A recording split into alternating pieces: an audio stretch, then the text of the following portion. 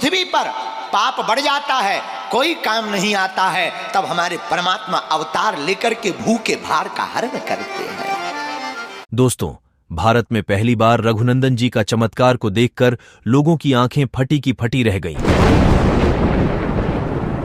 आगे बढ़ने से पहले वीडियो को लाइक और कमेंट में जय बागेश्वर धाम जरूर लिखें। एक समय की बात है, भारत के राज्य बंगाल में श्रीखंड नामक जगह पर भगवान के भक्त रहते थे, श्री मुकुंद दास।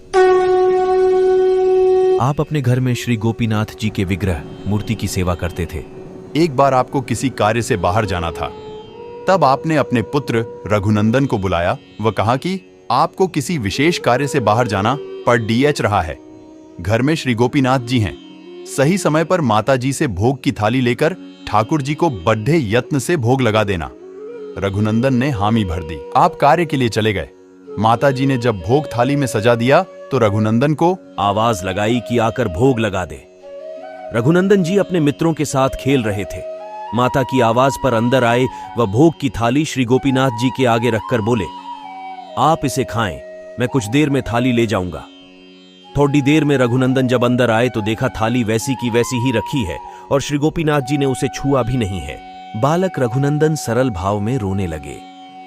आप डर गए कि पिताजी को जब पता लगेगा कि आपकी गलती की वजह से गोपीनाथ जी ने कुछ नहीं खाया तो आपको डांट पड़ डढ़ेगी। आप रोते रोते गोपीनाथ जी को निवेदन करने लगे कि कृपया आप खाएं बालक भक्त को। ऐसे रोते देख गोपीनाथ जी से रहा नहीं गया और उन्होंने गुप्त रूप से सारा भोग खा लिया। संध्या में श्री मुकुंद जी आए तो बालक से बोले, जाओ गोपीनाथ जी का प्रसाद ले आओ। बालक रघुनंदन ने कहा, वह तो गोपीनाथ जी सारा खा गए, कुछ बचा ही नहीं। श्री मुकुंद यह सुनकर हैरान रह गए पर कुछ बोले नहीं। फिर कुछ दिन बाद बालक को सेवा करने के लिए कहकर स्वयं घर से बाहर जाकर और फिर घर में आकर छिप गए।